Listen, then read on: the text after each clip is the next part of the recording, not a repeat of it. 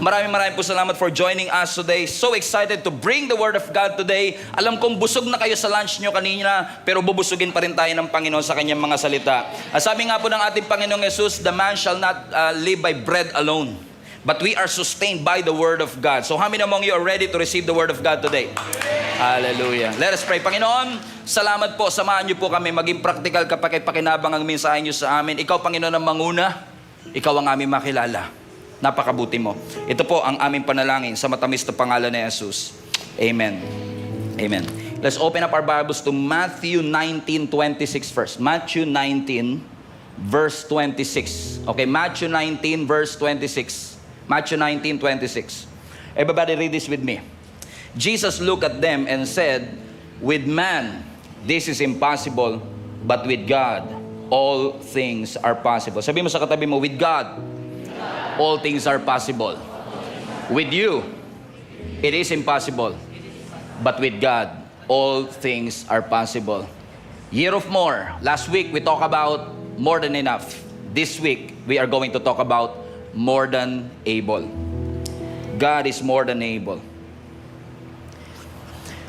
Tatlo sa unique attributes o katangian ng Panginoon na hinahangaan ko, na nagdi-display ng kanyang divine nature, nag-highlight ng kanyang infinite power. Ito yung mga attribute na magpapaalala po sa atin na ang ating Panginoon is far beyond our human understanding. May mga bagay tayong limitasyon na hindi limitasyon ng Panginoon, at itong tatlong attribute na ito ay magpapaalala ho sa atin na siya ang divine, tayo ay tao lamang. Unang attribute, omniscient. Ang ating Panginoon is an omniscient God. Ibig sabihin, all-knowing. Ang omniscience o omniscience, sabi ng iba, is actually the complete and perfect knowledge. Yun yung abilidad mong malaman ang lahat ng bagay. At kung ang ating Panginoon ay omniscience, ibig sabihin lang nun, alam ng Diyos ang nangyari, alam ng Diyos ang nangyayari, at alam ng Diyos ang mangyayari. Alam niya ang past, present, at future. Ibig sabihin, alam niya ang posibilidad.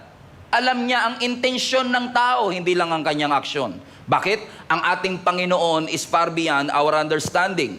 May nakikita ang Diyos na hindi mo nakikita. He sees the big picture and you don't. Pangalawa, ang Panginoon hindi lang omniscient, ang ating Panginoon din ay omnipresent.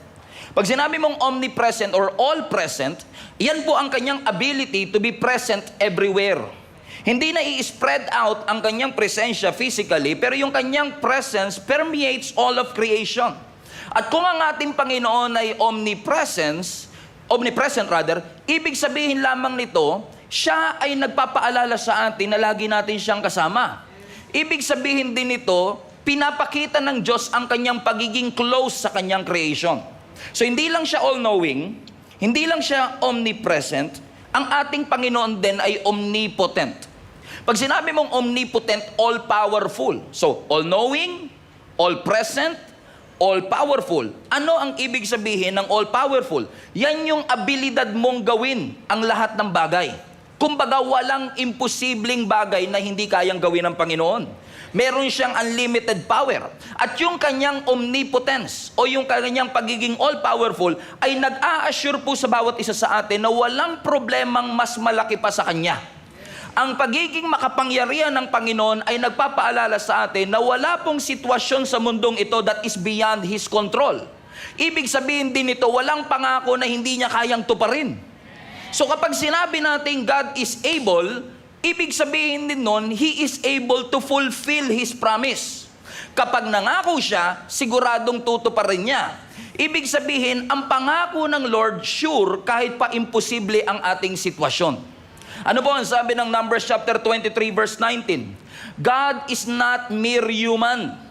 He doesn't tell lies. Ang Diyos natin hindi pa bago-bago ng isip. God always keeps His promises. So ibig sabihin, ang tao napapako ang pangako, pero ang Diyos tinutupad ang kanyang pangako. Ang Diyos din natin hindi lang tumutupad sa kanyang pangako, God is also able to deliver us from any trouble. Ibig sabihin, kung ikaw is in trouble, you don't have to be troubled kasi may pangako ang ating Panginoon that He is going to deliver you. Kung yan ay luluubin ng Diyos, tama ho ba? Ibig sabihin, may kakayanan siya. Katulad po ni Shadrach, Meshach, and Abednego. Amen? Dinala ho sila doon sa pugon ng apoy. Supposedly, pag may apoy, masusunog ka. Ibig sabihin, death sentence na. Ininit pa ng 7 beses yung pugon para siguradong patay sila. Pero diniliber sila ng ating Panginoon. Dumaan pa rin, pero nakalagpas. Bakit? Ang Diyos natin is, everybody say able. Able to deliver us from trouble. Sino sa inyo ang agree din na ang Diyos hindi lang tumutupad ng pangako, hindi lang siya able na i-deliver tayo sa trouble, able din ang ating Panginoon na baguhin ang ating buhay. Okay, tignan mo katabi mo, yan ang katunayan na able ang Diyos. Hindi pa yan perfecto pero may nagbago na. Hindi pa yan perfecto pero may konting transformation na ginawa ang Panginoon at magiging tuloy-tuloy pa yan. Kaya magugulat ka, yung katabi mo magiging pastor pa yan. 2 Corinthians chapter 5 verse 17. Anyone who belongs to Jesus Christ is a new person. The past is forgotten and everything is new.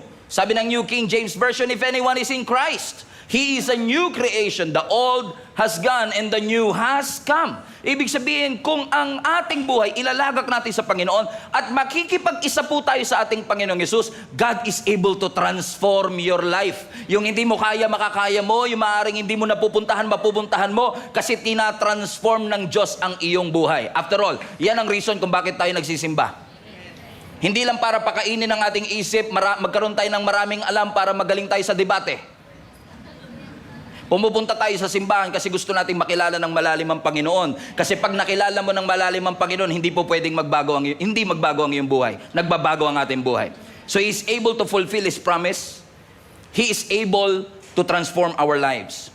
Pero ang pinakagusto ko, God is able to do the impossible. Ang Diyos natin kaya niyang gawin yung imposible sa'yo. He is able. Everybody say He is able. Ibig sabihin, kung ang Diyos natin is able to do the impossible, He can do whatever He wants because God can supersede what we think is possible. Ang sabi na Ephesians chapter 3 verse 20, hindi ko na nilagay dyan, pero sabi doon, God is able to do immeasurably above and beyond what you could think or imagine. It supersedes our human thinking, our human brain. May mga bagay kang logical sa'yo, o should I say illogical sa'yo, pero it makes sense to God. Kasi ang Diyos natin is able to do the impossible. And I'm sure, lahat po tayo dumaan na sa mga pagkakataon ng buhay natin na dumaan ka sa isang sitwasyon na alam mo wala nang pag-asa at imposible nang makalagpas ka pa. Now, I'm not saying na dumaan ka lang sa improbable situation, kundi impossible situation. Kasi yung improbable situation, may chance pang konti. Pero yung impossible situation, there's no way na Sino sa inyo nakaranas na napunta kayo sa sitwasyon na hindi nyo na rin alam kung ba't nakasurvive pa rin kayo sa 2025. Nakaharap ka ng isang sitwasyon that it seemed impossible. Health crisis, financial difficulty, broken relationship, spiritual battles ng ating buhay, at nangangailangan ka, humihingi ka sa Diyos ng isang milagro. Kasi alam mong milagro lang ang makakapaglabas sa iyo sa sitwasyon na imposible. Sino sa inyo naniniwala pa rin sa milagro? Ako naniniwala pa rin ako sa milagro Amen? Hindi dahil nababasa ko siya sa Bible. Naniniwala ako sa milagro kasi at some point in our life, naranasan natin ang miracle ng ating Panginoon. Amen? Tignan mo lang yung katabi mo. Yan ay walking miracle. Naglalakad na milagro yan. Yung anatomy niyan, milagro. Yung process ng paghinga niyan, milagro. Yung process ng reproduction, yung process ng digestion, yung process ng circulation, lahat po yan ay milagro ng ating Panginoon. Tumingala ka sa langit, milagro pa din. Kasi ang universe is a miracle. Yung sunrise at sunset, milagro yan. Tama? Yung nakasampay na mga planeta out of nowhere, milagro yun. Tama ho ba? Yung complexity ng ating buhay, milagro siya. Sino sa inyo pag nakakatingin kayo sa mga nature, parang, grabe Lord, paano po nagawa mo yung mga bagay na ito? Kasi hindi makomprehend ng isip mo, paano nangyari na yung pagkabigat-bigat na earth nakasampay? Nakasuspend dun sa universe. So ibig sabihin mga kapatid, every time we look at the universe, we look at the space, we look at the sky, we look at the clouds, we are reminded of this undeniable truth na yung universe is a miracle. So ang universe, hindi lang siya collection ng planets, ng stars at ng galaxy. It is a testimony of God's power. It is a testimony of God's beauty. It is a testimony of His love for us. Na kung ang Diyos may pakialam sa universe, what made you think na walang pakialam ang Panginoon sa iyo? Sabi mo sa katabi mo, may pakialam ang Panginoon sa'yo. Amen? He is the one. Everybody say Jesus. He is the one who holds things together at the palm of His hand. Ikaw, maging ang universe na ating pong kinalalagyan, hawak-hawak tayo ng Panginoon. Sabi ni Apostle Paul sa Colossians chapter 1 verse 16, for in Jesus all things were created, things in heaven and things on earth, visible and invisible, thrones or powers, rulers or authorities. Everybody say all things. All things have been created through God and for God. He is before all things. Bago pa man ang lahat ng bagay, He already is. And in Him, all things are held together. Ibig sabihin, hawak ng Diyos ang lahat ng bagay. So kung meron ka mang medical issue, medical problem, financial problem, ang tanong, is there a problem too hard for God? Meron bang problemang mahirap sa Diyos? Kung ang complexity ng universe kaya niyang paandarin at paikutin, tingin ba ninyo may bagay na mahirap sa Diyos? No. God is able to do the impossible. Kung kaya niyang hatiin ang Red Sea para makalakad at makatakas ang mga Israelites sa pangahabol ng mga Ehipto, yun ay imposible pero ginawa ng Panginoon. What made us think, mga kapatid, na ang ating mga pagsubok hindi tayo kayang i-deliver ng ating Panginoon? Kung kaya niyang pakainin ng 5,000 men, approximately 15,000 people, gamit lamang po ang 5 tinapay at 2 isda, bakit mo iniisip na hindi ka kayang pakainin ng Panginoon? Kung kaya ng Lord buhayin si Lazarus na 4 na araw ng patay, bakit mo iniisip na hindi kayang buhayin ng Lord yung patay mong passion at patay mong pangarap? At kung kaya ng Lord bigyan si Abraham at Sarah ng anak kahit 100 taon na sila, bakit mo iniisip na hindi kayang i-reproduce ng Panginoon ang maraming bagay na nangangailangan ng reproduction sa inyong buhay? Is there anything too hard for your God? Meron bang bagay na mahirap sa Diyos? Wala. Walang mahirap sa Diyos. Amen? Walang mahirap sa Diyos. Ang mahirap lang yung kantahin mo yung walang mahirap sa Diyos. Pag kinanta mo yun, mahirap yun eh. Pero walang mahirap sa Diyos. And ang text at ang story na pag-uusapan natin is all about the story of Abraham and Sarah, kung saan binigyan sila ng anak ng ating Panginoon as a promise mula sa Kanya. Ang story ni Abraham po is a story of faith, waiting, patiently waiting sa ating Panginoon. Nakaharap po sila ng imposibleng sitwasyon kung saan hindi po sila magkaanak sa kabila, lalo na sa kanilang pagiging matanda o in their old age. Pero ito pong kanilang storya ay testimony na lahat ng pangako ng Diyos sigurado, kahit pa ang sitwasyon ay imposible. Okay, sigurado, basta pinangako ng Diyos sigurado, kahit pa imposible ang ating sitwasyon. Pero lahat ng ito nagsisimula sa pangako ng Lord kay Abraham sa Genesis chapter 12. Ano ang pangako ng Lord sa Genesis chapter 12 verse 1? The Lord said to Abram, Abram pa pangalan niya, leave your native country, your relatives, and your father's family, and go to the land that I will show you. Everybody say go. Everybody say show. So anong instruction ng Panginoon kay Abraham? Iwanan mo ang iyong lugar, relative, family, and go to the land that I will show you. Ni hindi nga pinangalanan kung saan siya pupunta. By faith talaga ito. Kasi sabi ng Panginoon, leave, go, and I will show. Yan yung medyo mahirap nating paniwalaan minsan na sa Christian. Kasi gusto natin, bago sumunod, may assurance. So kung kay Abraham, go, bago ipapakita ng Lord. So, aalis siya, then papakita ng Lord kung saan siya pupunta. Tayo baliktad, gusto muna natin, show mo muna Lord, bago ako mag-go. Gusto natin ng assurance. Pero dito natin makikita kung bakit si Abraham ang father of faith. Kasi una't-una pa lang, pinakita niya na ang katatagan ng kanyang pananampalataya nang utusan siya ng ating Panginoon na pumunta sa isang lugar na hindi niya alam. Ano ang sabi ng Scripture? Nung siya ay inutusan ng Panginoon to go to the land that God will show him, ang sabi ng Scripture, ano ang pangako sa kanya? I will make you, verse 2, a great nation. I will bless you and make you famous, and you will be a blessing to others. Hallelujah. I will bless those who bless you, curse those who treat you with contempt. All the families on earth will be blessed through you. Ang tawag po natin dito, Abrahamic Covenant. Ito po yung covenant ng ating Panginoon kay Abraham, kung saan nangako po ang Panginoon na ang kanyang descendants ay magiging dakilang bansa, magiging great nation. Nangako ang Panginoon kay Abraham na yung Kanaan, yung promised land, is an everlasting possession. Kanila talaga yung Kanaan. Kanila talaga yung promised land. At ang Diyos nangako sa Abrahamic Covenant, mga kapatid, na sa pamamagitan ni Abraham, all the nations of the earth will be blessed. Just imagine that. All the nations will be blessed because of him. And since now, we are In essence, under that Abrahamic covenant, na naniniwala tayo na yung Diyos ni Abraham ay Diyos din natin, I believe ito yung naging daan kung bakit kahit tayo, hindi naman tayo part ng Kanaan, hindi tayo part ng chosen nation, ay pinagpala pa rin tayo because through Him, all the nations of the earth will be blessed. Amen? And no one can curse what God has blessed. Hallelujah. Amen.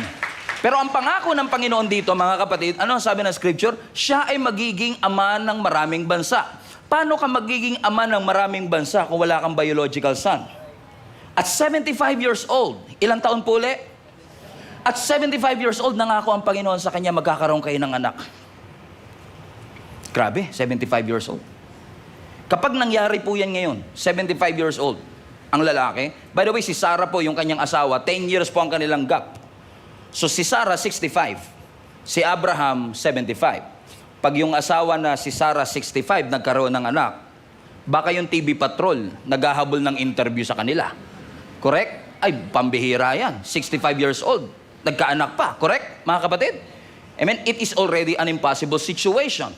Pero alam niyo, sabi ng Scripture, kahit na pinangakuan sila ng Panginoon at the age of 75 and 65, hindi pa kagad dumating yung pangako ng Diyos. Nag-antay pa sila ng another 25 years. Dumating si Isaac at the age of 100.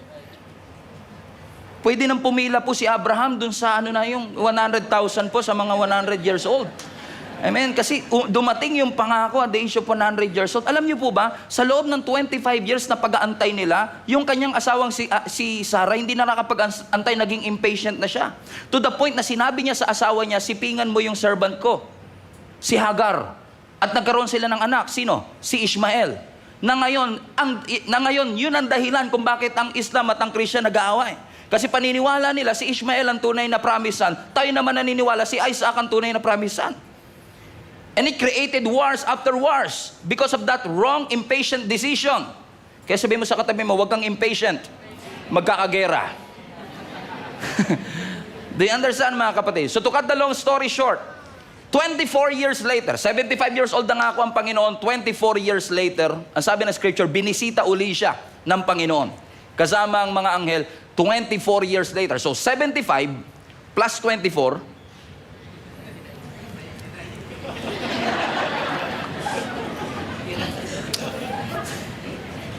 Pastor, tinakasan ko ngayon mathematics tapos di ko naman alam, pagdating sa church, mathematics pa rin pala tayo Okay, 75 plus 24 is 65. Rest in peace.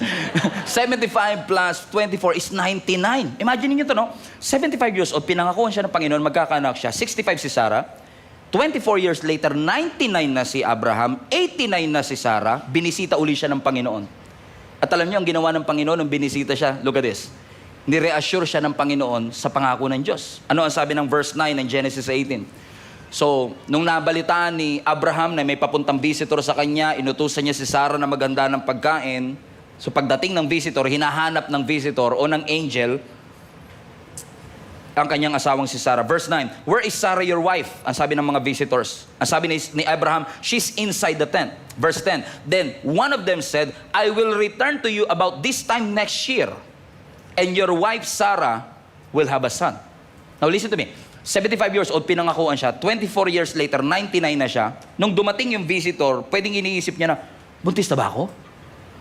Kasi finally, dito na ang Panginoon, andito na ang sugo ng Diyos. Siguro ito na yung katuparan ng pangako. Tapos sasabihin ng angel sa'yo, next year. Ha? Next year?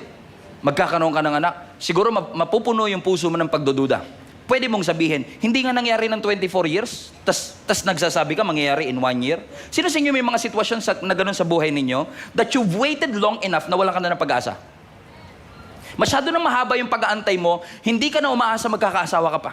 Hindi ka na umaasa magkakaanak ka pa. Hindi ka na umaasang aahon pa kayo. Hindi ka na umaasang lalalim pang relasyon mo sa Panginoon. Bakit? You've waited long enough and we hate to wait. Pakiramdam natin sa pag-aantay natin, nawawala yung ating pananampalataya. 24 years niyang inantay yung pangako, tapos pagdating nung supposedly tutupad ng pangako, next year. Ano naging reaction ni Sarah? Ang sabi ng Scripture, Sarah was listening to this conversation from the tent. Siguro nung narinig niya yung Sarah, ganun talaga iba, no? Pag narinig, ako yun Ano kaya pinag-uusapan nila about me? May kilala ba kayong parang Sarah? Hindi naman kausap, ano yan? O huwag ka titingin sa asawa mo, kaya isipin niya siya to. Amen? So ano sabi ng scripture? Verse 11. Abraham and Sarah were both old by this time. And Sarah was long past the age of having a children. Dalawang denominator, parehong palpak eh. Parehong imposible na. Una, si Abraham is very old. At by the way, pag sinabi ng Bible na old ka talaga. Tapos dinagdagan pa ng very, siguradong very old ka na talaga yan. Tama? Tapos sasabi ng scripture, kung hindi ka pa kontento sa imposibilidad na si Abraham ay matanda na, si Sarah din was long past the age of having a child. Ibig sabihin, there is no way. This is not just an improbable situation. This is an impossible situation. So yung sinasabi mong next year magkakaanak ako, imposible yan. Ano naging reaction ni Sarah? Verse 12. So she laughed. Highlight that part. She laughed silently. Kasi nakikinig siya, hindi siya pwede marinig eh. Nasa gilid-gilid lang siya. May mga kalalaki sa gigilid lang. Yung kinikilig mag-isa. Yung kasi illegal yung relasyon eh. Kaya pagka kinilig siya, siya lang. Tama? Yung pag tumatawa siya, sabi na, ba't ka tumatawa? Wala po, may nakita lang po ako, yung video. Pero sinabihan siya na, diba? She laughed silently to herself. Sabi niya sa kanya sarili, watch this. How could a worn-out woman like me enjoy such pleasure? Especially my husband is so old. Dinamin niya pa yung asawa niya. So sabi niya, ako nga eh, kumbaga, matandang-matanda na ako. Tapos paano pa mangyayari? Yung mapapangasawa ko, sobrang tanda na rin. Watch this. Verse 13. Then the Lord said to Abraham, kasi hindi naman siya nandun, kasi nga, sumisingit lang siya sa conversation. Ang sabi ng Lord kay Abraham, bakit tumatawa si Sarah? Why did she laugh? Why did she say, can an old woman like me have a baby? Verse 14, everybody read. Is anything too hard for the Lord? Aba, challenge mo ang Diyos ha? Tumatawa ka dito sa isang pangarap, tumatawa ka dito sa isang vision, tinatawanan mo yung pangako ng Panginoon. Meron bang mahirap sa Diyos? Ang sabi ng Panginoon, next year. Tuloy niyo yung pagbabasa. I will return about this time next year and Sarah will have a son. Narinig ni Sarah yon. Verse 15, Sarah was afraid. So she denied it. Hindi ako tumawa ha. Ang sabi ng Diyos, no, tumawa ka. And by the way, kung magsisinungaling ka na lang, wag na sa harap ng Diyos.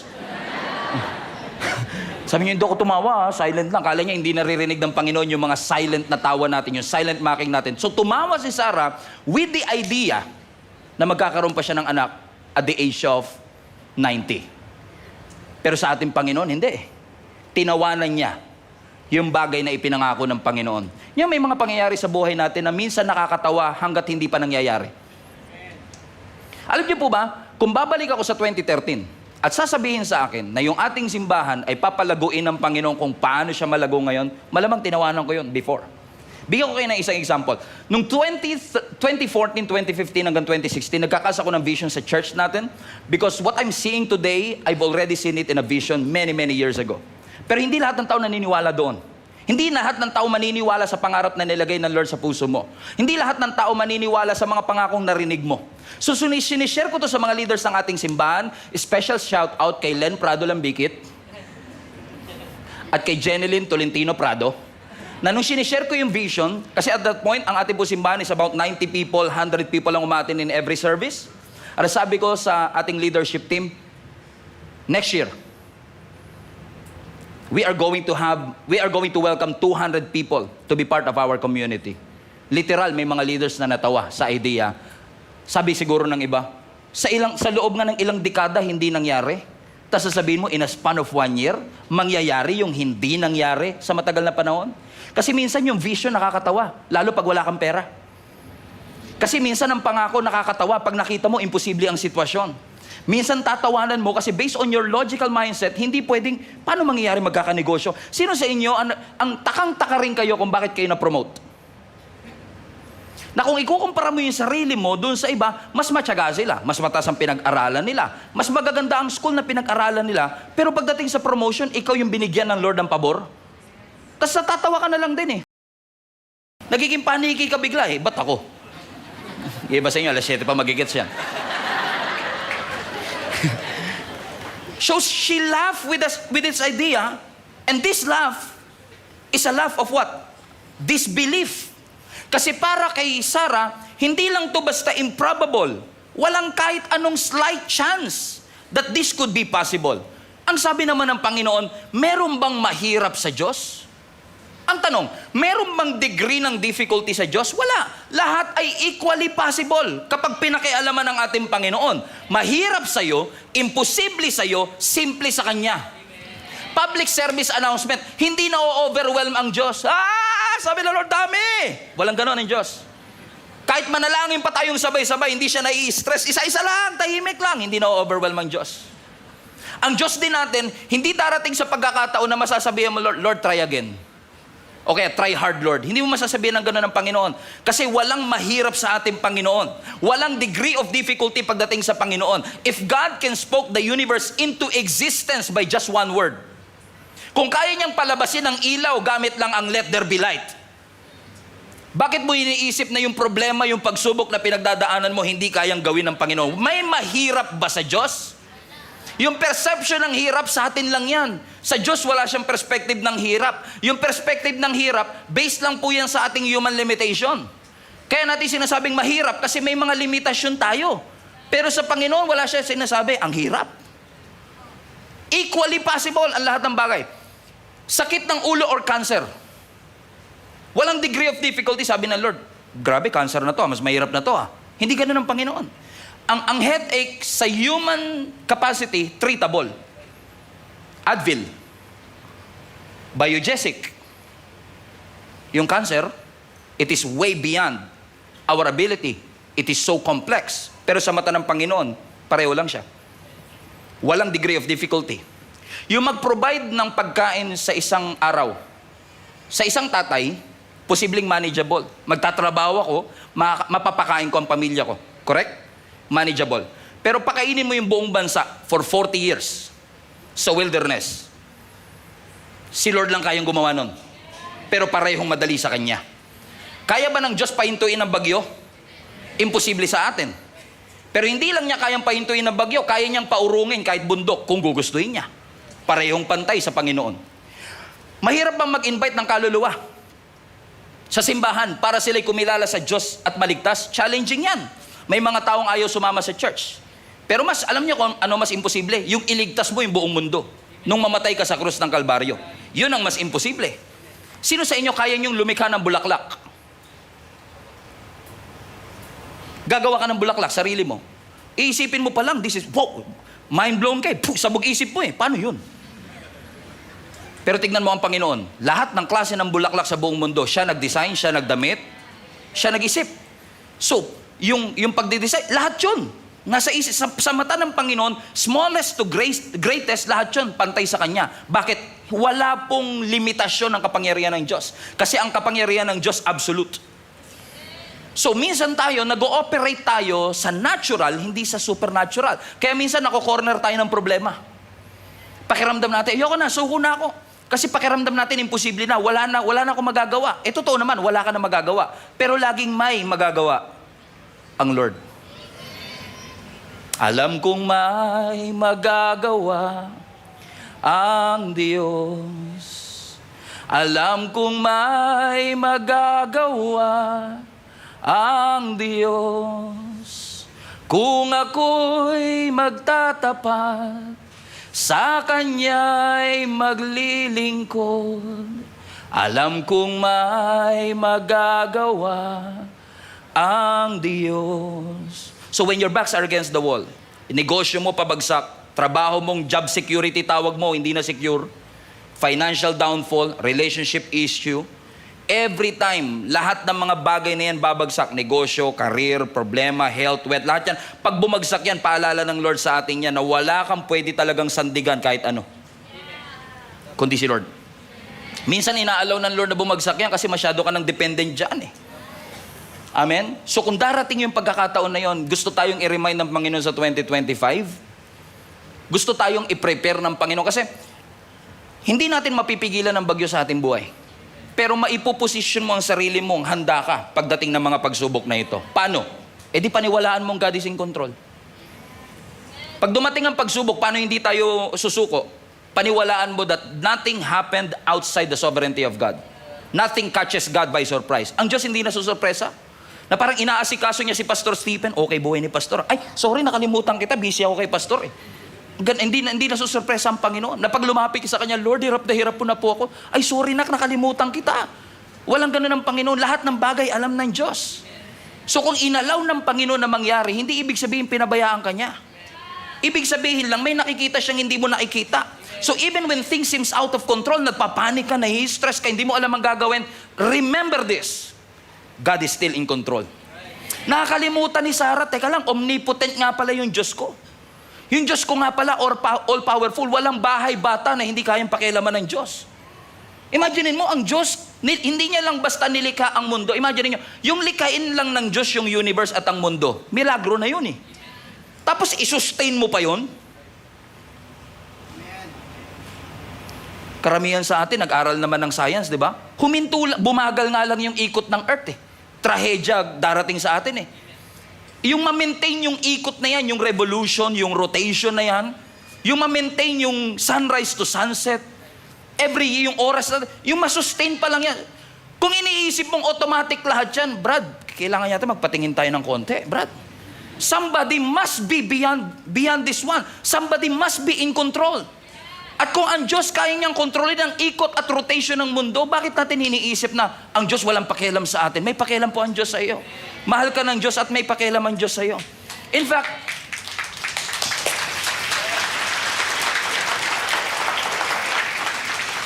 kasi minsan pag nandito ka sa mundo, pakiramdam mo minsan balagoong ka eh. Na parang feeling mo wala kang kakampi. Naranasan niyo na ba yung minsan? Wala naman nagmamahal sa akin. Wala naman nakikinig sa akin. Wala naman nagmamalasakit sa akin. Eh kung sana lang mas malapit lang ako sa boss ko, di ba yung promotion sa akin napunta. Kung may connection lang sana ako sa gobyerno, hindi ako nahihirapan pumila. Correct? Tama? Pero ito gusto ko lang i-remind ha, wala ka mang connection sa gobyerno, basta connected ka sa langit, okay ka dun. Okay ka dyan. Now listen, hindi ko yung sinasabi para lang pumalak pa kayo. May special favor eh. Amen? Kasi yung nandun, sa itaas, mas makapangyarihan yan sa kahit sinong government official natin. So ibig sabihin, kahit sinong kalaban mo, yung kakampi mo, mas makapangyarihan. So if God is for you, it doesn't matter who is against you. Bakit? Because God is always with you. May pabor eh. May special favor ang Panginoon sa kanyang mga anak na hindi mai-interpret, hindi rin maintindihan ng iba kung bakit. Kasi dinami-dami ng candidate for promotion, sa dinami-dami ng candidate para matanggap sa trabaho, ikaw talaga, of all people. Pati manager mo, takanta ka, ba't ikaw eh? Naalala ko, before pandemic, somebody invited me sa simbahan nila. Ang laki ng simbahan, around 5,000 people yung simbahan. Etos ako, wala naman tayong pangalan nung time na yon. Alam mo, sabi niya sa akin, naging honest na lang siya. Sabi niya, alam mo, pastor, sa totoo lang, hindi ko rin alam ba't ikaw in-invite ko eh. Sabi ko nga sa kanya, ako rin po, di ko alam ba't ako in-invite nyo eh. Kasi minsan magugulat kami, special favor. At alam nyo, divine appointment talaga yon. Kasi kung di ako na-invite sa simbahan na yon, hindi ko nakita ang strategy nila, baka lumagapak tayo ng pandemic. Talagang in-appoint ng Lord na mangyari yon. Minsan magtataka ka, ba't ako?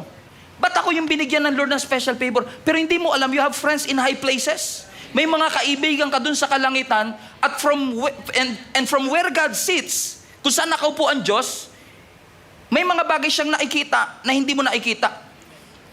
That's why perspective is everything. Yung mga nandito sa harap, may mga nakikitang hindi nakikita ng mga nasa likod. May mga nararamdaman niya na hindi nyo nararamdaman. May shower of blessing dito eh. Ang tawag ko dito, spitting zone.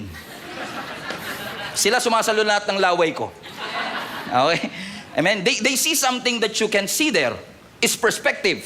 Amen? I remember many years ago, meron akong message, wala pang YouTube ng time na yun, let's sit in front. Kasi from where you sit, you can see something na hindi nakikita ng ibang tao. And from where God sits, kung saan nakaupo ang Diyos sa kanyang trono, may nakikita siyang hindi mo nakikita. From where you sit, masakit. Sa kinauupuan mo, mahirap. Sa kinauupuan mo, walang pag-asa. But from where He sits, tapos na yun. Sa kinauupuan ng Lord, nagtagumpay ka na. Sa kinauupuan ng Panginoon, nakasurvive ka na. Sa kinauupuan ng Panginoon, magaling ka na. Hindi ko lang pinapagaan ang loob nyo, ha? Sinasabi ko lang yung katotohanan na yung Diyos na pinaglilingkuran natin is sovereign. He sees something that we cannot see. Favor. Naalala nyo po si Jesus nung pinanganak, may kontrabida. Sino? Si Herod. Tama? Sa sobrang insecure nitong si Herodes, pinapatay niya yung lahat ng mga bata below 2 years old. Alam niyo, ang insecurity can kill the generation. Pinatay niya lahat ng 2 years old and below. Dahil insecure siya, gusto niya sa kanya lang yung trono at kaharian dahil sinasabi ng mga magi na ito, na itong Jesus na ito ang magiging hari ng mga hari. Eh na-insecure si Herod, sinong hari ng mga hari? Ako lang hari dito. Papatay niyo lahat ng mga bata below 2 years old. Imagine mo lahat ng bata below 2 years old, pinapatay. Si Jesus hindi. Bakit? May special favor. Ang Panginoon. Amen? I don't know who is this for. Sinasabi ng Panginoon, kahit sino pa kontrabida sa buhay mo, kung may pabor ang Panginoon sa'yo, wala silang magagawa. Kasi yung kakampi mo, mas matindi kaysa sa kaaway mo. Mas matindi ang Panginoon kaysa kay Herodes. You have to understand, may special favor because God is in control. Amen? So whoever is trying to stop what God is already purposed in your life, hindi sila magtatagumpay. They cannot win because God is on your side. So wag mo iisipin, di na yata ako makakapag-asawa. Di na yata ako magkakaanak, di na yata giginawa ang buhay ko, di na yata ako makakapagtapos ng pag-aaral, di na yata titino anak ko, di ko na yata masasalbang relationship na ito kasi may mahal na siyang iba, di na yata kami magkakasundo-sundo. Pero kahit kamatayan, hindi pa tapos, hindi pa dead end sa harapan ng ating Panginoon. Si Lazarus nga 4 na araw ng patay. Nung sinabi ng Panginoon, Lazarus! Labas! Buti na lang pinangalanan Kasi kung sinabi niya lang labas, lahat ng mga tao doon, nag-angatan lahat yun Thriller! Tindi nun. Imagine mo, nando ka sa libingan lahat, tapos sinabi, labas! Ay, lahat ng patay doon, lumabas Ganon ka-powerful si Lord Buti na lang, pinangalanan niya, Lazarus! Ay, buti na lang. Imagine mo si Lazarus, 4 na araw na siyang patay nung time na yan, Ano sabi ko nga sa Panginoon, kung bubuhayin niya na lang naman pala, ba't inantay niya pang 4 days? Kung bibigyan niya si Abraham ng anak, ba't inantay pang 100 years? Nagtataka ba kayo minsan sa Panginoon kung paano siya mag-operate? Kasi nga from where he sits, iba yung perspective niya Now, dahil inabot ng 4 days, ang sabi ni Martha ngayon, galit na galit siya, medyo galit siya kay Lord, masama loob niya. Kasi if you have been here, he would not have died. Kasi sa perspective niya, from where she sits, parang pinabayaan kami ng Diyos, hindi kami pinakinggan ng Panginoon. But from where God sits, iba. Sa perspective ng Panginoon, inalaw niya yung mangyari kay Abraham, hindi dahil gusto niyang pag-antayin sila ng matagal. May purpose ang Panginoon. Tama? And I made a little research about this one, yung patungkol kay Lazarus. Sabi ko, bakit 4 days? Alam niyo pala, ang mga Jewish people, meron pala silang ancient na paniniwala na ang espiritu ng tao na nanatili sa katawan ng tao, kapag namatay siya, yung spirit nandito pa rin for 3 days. 3 days. So, kung binuhay ni Lord si Lazarus sa 2nd day, ang iisipin ng mga tao, kaya lang naman nabuhay kasi nandun pa yung spirito Correct? So sasabihin nila, improbable lang. Maliit ang tsansa, pero kaya. Correct? Pero kaya ng Lord inantay siguro ng 4 days para sabihin niya, sige, patapusin lang natin mga paniniwala nila na yan. Pagdating ng 4 days, okay na. Nakalabas na ba yung spirito? Balik. Tamo? Bakit? Kasi walang imposible sa ating Panginoon. Sabi mo sa katabi mo, walang imposible sa ating Panginoon. Now, wag na wag niyo sasabihin sa akin na yung pagkabuhay ni Lazarus, chance lang, swinerte lang, nagkataon lang. Hindi. Somebody must be behind that word. Nang sinabi niyang, arise. Kumi.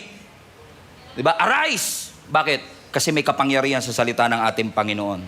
So, sa sitwasyon ng buhay natin, anumang problema na meron ka, tingin mo, kaya ba ng Lord pahintuin? Tingin mo lang.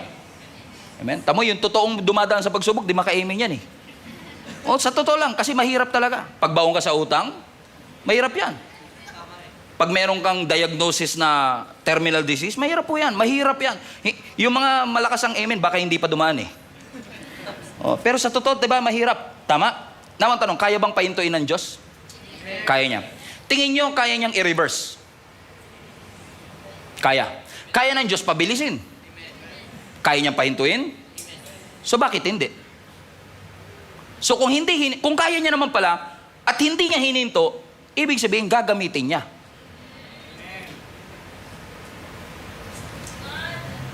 So, if God did not stop it, He's going to use it. So probably, yung test na pinagdadaanan mo, na kaya ka namang ilabas ng Diyos. Nagsawa na nga ako minsan sa prayer na ganyan, di ba? Pag may pagsubok ka, sabi mo, Lord, ilabas niyo po ako. Di ba ganun kasi tayo yung human nature natin? Lord, mapagtagumpayan ko, lumabas na po ako sa mga pagsubok. Pero minsan magugulat ka kahit anong prayer mo, nag 40 days fasting ka, ayaw lumabas. Tapos pakiramdam mo, may mali yata sa fasting ko, may nakain siguro ko asukal. Tataka ka ano kaya nangyari? So sisisiin mo pa ngayon ang sarili mo kasi pakiramdam mo, hindi yata ako narinig. May mali yata sa procedure ko kung paano ko nanalangin. Hanggang kisame lang yata yung prayer ko, hindi nakaabot. Nung nilehans yata ako, baliktad yung kamay, dapat yata pag ganito. Tingin mo ba kung gusto ka talagang pagpalain ng Panginoon, pag ganito, hindi tatagos? Pag nag-pray ka, hindi kayang patagusin. Hindi kayang patagusin ng Panginoon at pag nagwalis ka, hindi darating ang blessing kasi gabi? Amen? So kung kung kaya ng Diyos ipahinto pero hindi niya ipinahinto, ibig sabihin gagamitin ng ating Panginoon. Kung hindi niya ni-reverse, gagamitin ng Panginoon. Kung hindi niya kinorek, gagamitin ng Panginoon. So, hindi mo nakuha yung promotion. So medyo masama loob mo sa Panginoon. Mababa rin ang tingin mo sa sarili mo kasi pakiramdam mo you are not good enough. But again, where God sits, He sees some things that you don't. Maaari na hindi mo nakikita yon, pero nakikita na yung Diyos, 6 months later, magsasara yung kumpanya. Pwede, di ba? Pero sa una, parang pakiramdam mo, ang cruel ng Diyos, ang sama ng Panginoon. Hindi kayo nagkatuluyan. 1 buwan mong hinatid.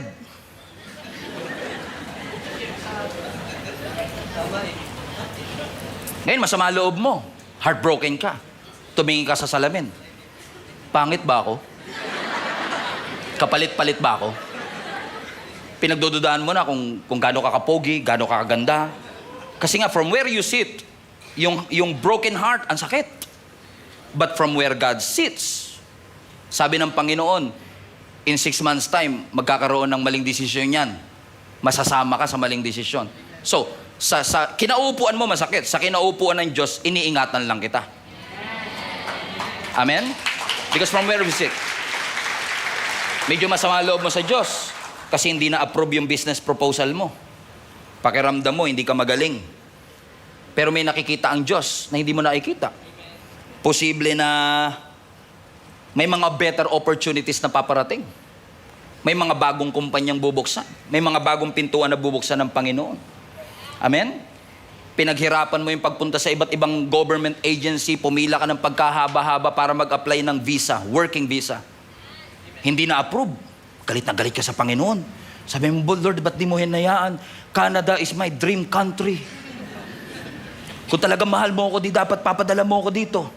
Pero maaari, from where you sit, masakit. From where you sit, rejection hurts. But from where God sits, maaari nakikita ng Lord, baka in 6 months may civil war. Madamay ka pa, papauwiin ka rin ng gobyerno. Di ba? May mga bagay tayong hindi maintindihan minsan. Pero God is so able and powerful that He sees something that we don't. Amen. Lagi nyo lang po tatandaan, kahit gaano kasakit, kahit gaano kahirap, kahit mahirap tanggapin, nothing sits outside God's sovereignty. Walang bagay na hindi natanaw na ng Diyos. Walang bagay na hindi kontrolado ng ating Panginoon. Maaaring hindi mo control, pero kontrolado ng Diyos. It may look chaotic. It may look uncertain. It may look like out of control, but God has a plan. Nothing broken in your life that God cannot fix. Walang bagay na mahirap. Walang bagay na broken. Walang bagay na masakit na hindi kayang ayusin ng Panginoon kung magtitiwala ka lang po sa sovereignty at ability ng Diyos. So natawa si Sarah. Sabi niya, yung asawa ko tanda-tanda na. Imagine mo, 100 years old, nagpapatahan ng baby. Parang doesn't make sense. But you know what happened? 1 year later, dumating si Isaac. Tinupad ng Diyos ang kanyang pangako. Now, but this time, kung imposible sa 89, kung imposible sa 89, mas imposible sa 90. Kung imposible sa 99 years old, mas imposible sa 100 years old. Pinapaganda lang ni Lord yung testimony mo eh. Pinapaganda lang. Kasi pagka nangyari yan ng mas matagal, alam mo na talaga, ginawa na lahat, pero wala pa rin. Pwede naman palang pagalingin ng Lord yung babaeng dinudugo for 12 years. Bakit hindi nung 3 years pa lang? Ba't inabot pa ng 12? Kasi may nakikita ang Diyos na hindi may. He wants to remind you, mga kapatid, that impossible is where we surrender. But impossible is where He starts. Doon nagsisimula ang Panginoon sa mga imposibleng sitwasyon. So ano nangyari? 3 chapters later, 1 year later, Genesis 21. And I will close with this. Now the Lord was gracious to Sarah, as He had said. And the Lord did for Sarah what He had promised. Sarah became pregnant and bore a son to Abraham in his old age. Talaga nire-remind pa ng Bible, no? Reminder lang, ha? Pero yung old age kay Abraham, at the very time that God has promised. So yung due date sa'yo, due season kay Lord. Huwag mong lagyan ng due date ang mga pangako ng Diyos. Kasi lahat ng pangako ng Diyos may due season. In due season, you will reap. In due season, you will receive that blessing. Verse 3, and Abraham gave that name Isaac to his son Sarah bore him. Verse 4, when his son Isaac was 8 years old, Abraham circumcised him as God commanded him. Verse 5, Abraham was 100 years old when his son Isaac was born to him. Verse 6, so Sarah said, God has brought, may highlight that part, laughter. Alam niyo ba ibig sabihin ng Isaac? Laughter. 3 chapters before, tumatawa si Sarah sa pangako ng Diyos. Di matutupad siya. Ang tanda-tanda ako na yung asawa ko. Tanda na rin ito. Tapos pagdadala pa ng... Hindi na mangyayari yan. 1 chapter later, tumatawa pa rin si Sarah. Grabe talaga si Lord. Pero mo, tinupad niya talaga yung pangako niya. Hindi ako makapaniwala. Grabe ka talaga. Paano nangyari yun? Pero mo, 90 years old na ako. Yung asawa ko, 100 years old. Paano mangyayari? This is a miracle.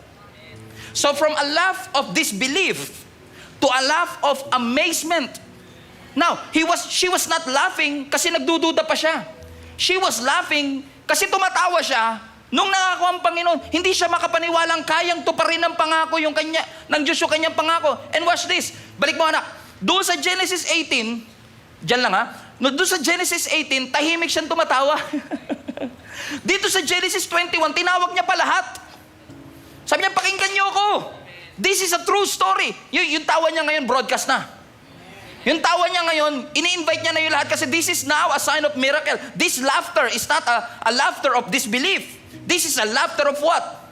Of amazement. Grabe ka talaga, Panginoon. Ibang klase ka talaga gumalaw. Matindi ka talaga, Panginoon. And listen, I want to encourage somebody today. Hindi ko alam kung nasan stage po kayo ng buhay ninyo. Kayo ba'y natatawa sa mga pangako? Pag nagpipreach si Pastor Stephen, natatawa kayo, more than enough. Kulang na kulang nga not enough nga Natatawa ka kasi parang feeling mo imposible. And you are laughing silently. Nag-amen ka but you are laughing silently. You are reading your Bible but you are laughing silently. Nag-amen lang ako para spiritually accepted. But deep in your heart, you don't believe it. Pakiramdam mo, wala nang pag-asa. You've been struggling for so long. Sanay ka na. Kahit na nga hindi ako ihaw ng Lord, Pastor, okay na, sanay na rin ako. Nagtatampo ka na sa Panginoon. Kasi pakiramdam mo, hindi naririnig ng Panginoon yung panalangin mo, kaya natatawa ka na lang. Hindi na mangyayari yan. Pero I assure you mga kapatid, kung talagang Diyos ang nangako sa'yo, dadalhin niya yung parehong pagtawa na yan sa pagtawa ng amazement. Sa pagtawa natin, but this time, marirealize mo, this is not just a laugh of unbelief. This is a laugh of joy. Ito'y pagtawa ng kaligayahan, overwhelming ng puso ko, na hindi ako makapaniwalang gagawin ito ng Panginoon sa aking buhay. So friends and family, nandun ka man sa stage ng tinatawanan mo ang pangako ng Lord, pero may mas mahirap pa yung nasa gitna ka, nung 1 year, so 1 year kang tumatawa, 1 year kang nagdududa, 1 year kang may memorized verse, pero hindi mo pinapaniwalaan. 1 year kang nagko-quiet time, but you don't believe what this is saying, what this Bible is saying. Kasi nga, masyado na naging manhid yung puso mo sa hirap na pinagdaanan mo. So pakiramdam mo, wala na talagang pag-asang makaahon. And let me tell you this, God is a God of immediatelys and suddenlies. Suddenly, you are going to receive that answered prayer. Suddenly, God is going to restore that family. Suddenly, God is going to bring back that child to the Lord. Suddenly, He is going to bring your entire family, because the name of Jesus is way beyond powerful than we could imagine. Walang mahirap sa Panginoon. Walang imposible sa Panginoon. With man, this is impossible. But with God, all things are possible. With man, this is difficult. With man, it is limited. But with Jesus, with our God, all things are possible. Come on, let's give Him some praise. Palapakan natin ang Panginoon. Tumayo tayo lahat. Simulan nyo lang pumalakpak at tumawa sa lahat ng mga blessing, sa lahat ng mga breakthrough na gagawin ng Panginoon sa inyong buhay. Lord, we are clapping our hands, not a clap of disbelief, not a clap of doubt, but a clap of faith, believing that nothing shall be impossible to you. Walang mahirap sa Diyos. Sige kapatid, itaas mo ang mga kamay mo sa ating Panginoon. Isuko mo lahat ng pagdududa, isuko mo lahat ng pangamba, isuko mo lahat ng tawan ng unbelief. At sabi mo, Panginoon, this time, Lord, I'm excited. I'm excited to laugh, oh God, with amazement, so that everyone will hear the same testimony, oh God, that the same God that brought me in 2024 is the same God that will bring me through. Come on, worship the Lord right now. He is good. He is good. And He is faithful. He is faithful. Right where you are, church. Right where you are. Worship the Lord. Worship the Lord. Worship the Lord. Everybody say, walang mahirap sa Diyos. Hallelujah! Walang mahirap sa Diyos. Yes, Lord.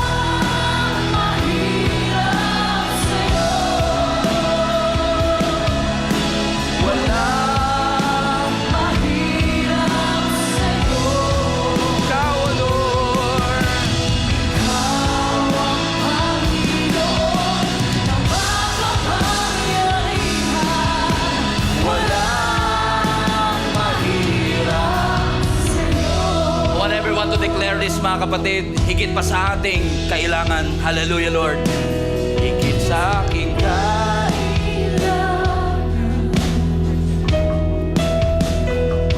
higit sa aking karanasan, higit sa aking isipin, ay kaya mong gawin. Higit sa aking kalakasan. Yes, Lord. Ni minsan na hindi na kulang. Higit sa aking isipin, ay kaya mong gawin. Yes, Lord, bawat araw. Ang bawat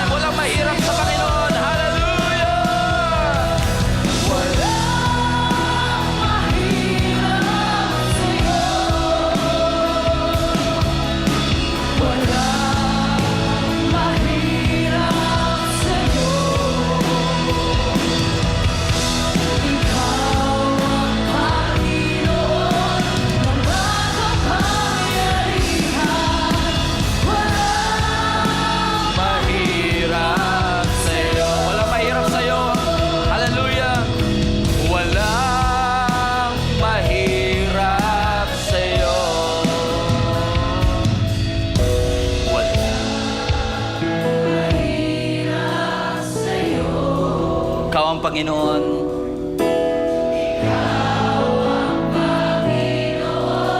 Na makapangyarihan, walang mahirap sa'yo. Ikaw ang Panginoon. Ikaw ang Panginoon, makapangyarihan, walang mahirap sa'yo. Walang mahirap, walang mahirap. Yan po ang aming pinapaniwalaan, Panginoon. Wala pong mahirap, walang imposible sa iyo, Panginoon. Yes, O Lord. Lord, we just want to acknowledge your presence, your sovereignty in our midst today. We want to say thank you, God. Napakabuti mo po sa aming buhay. Marami pong salamat sa kabila po ng pangamba, ng hirap, sa kabila po ng pagdududa, sa kabila po, Panginoon, ng mga imposibleng sitwasyon. Naniniwala kami na totoo nga pong wala po talagang imposible sa iyo. Gabayan niyo po ang aming entire global family, Lord God, as we press on throughout this week, O God. Lord, dalangin ko, anumang kaharapin namin mga imposibleng sitwasyon, dalangin ko, O Diyos, patuloy na paalalahanan mo kami, Panginoon, ang napaka-importanteng katotohanan ito, na sa amin mahirap, pero sa iyo, wala pong mahirap. Taas po natin ang ating dalawang kamay. I pray that the Lord will bless you and keep you, make His face shine on you, be gracious to you, turn His face towards you and give you peace. And may the blessing of God Almighty, the Father, the Son, and the Holy Spirit be among you and remain with you always. In Jesus' name we pray. Everybody shout, Amen. Glory to God. Hello, Global Family. Thank you for watching. If this message have impacted your life, please consider subscribing. Let us know in the comments what God spoke to you today. Where are you streaming from? Or how can we pray for you? We pray in Jesus' name that we will continue to advance God's kingdom through the spreading of His Word through this online platform that we have. If you want to support the ministry of Jesus is Alive community, I want to encourage you to support financially and give. Go to our website, gsmnb.com/give, for you to know all the ways that you can support this ministry. I hope to see you soon. God bless you.